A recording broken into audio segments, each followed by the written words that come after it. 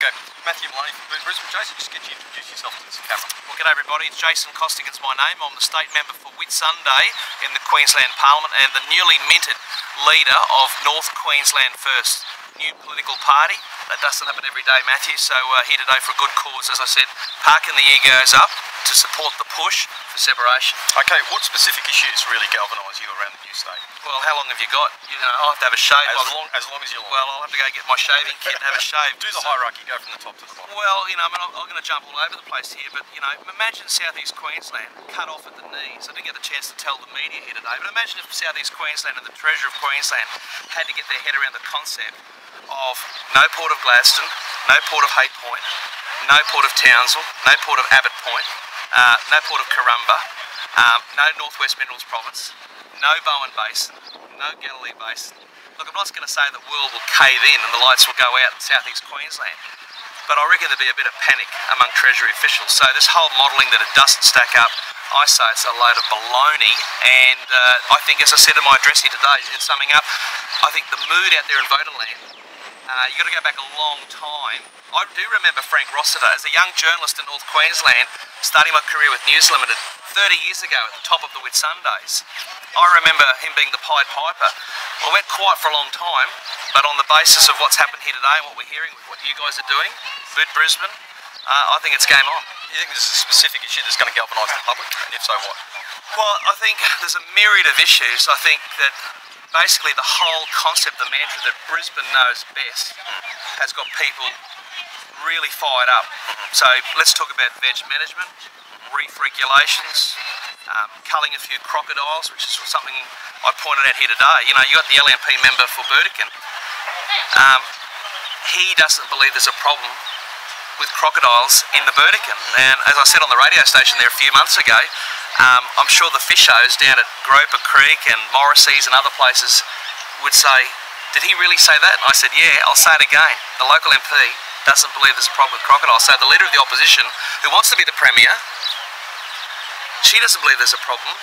They just want to placate North Queensland as best they can and manage it. And then once the election's come and gone, just focus back on that southeast corner. You know, there was all this controversy, of course, with the integrity crisis engulfing the Palaszczuk government. But what was lost is it was all over a supposed railway station near someone's residence. But what's been lost, in my opinion, is the obscene amount of money going into something for convenience for a few people. And yet, the road I drove up here today, well, you know, the cracks, the deterioration, the corrugation of our gravel roads, our unsealed roads, the Bruce Highway, the Kennedy, the Peak Downs, the Flinders, the Gregory, the Capricorn, I know them all and more. I'm well travelled as a fifth generation North Queenslander. We could do with that money. You know that, your supporters know that, our supporters know that. And we need to be building dams, big nation building projects. And I just think that we have got so much to offer to grow our industries, as well as new industry, but you know, the old chestnuts, the resources sector. Look how good coal's been. Imagine if Brisbane was told, you know what, no Northwest Minerals Province, no Bowen Basin, no Galilee. They'd go flippo on both sides, the two major parties, the big two, the LNP and Labor. They'd spin out.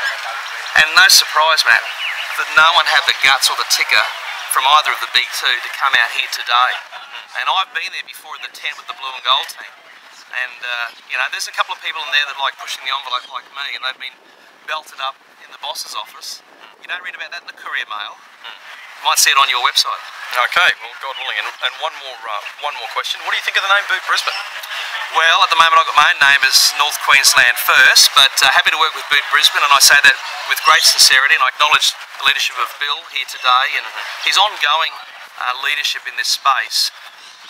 Because I think there is some light at the end of the tunnel, and as I said in the address here today, the politicians parking up the egos for a good cause, and that is bringing the people of North Queensland together, whether you live in the suburban belt of our major cities on the coast or near the coast, in Gladstone, Rocky, my hometown of Mackay, my old adopted city of Townsville, Cairns, where I used to read the news, or maybe in our Indigenous communities, Woorabinda, through to our Cape communities.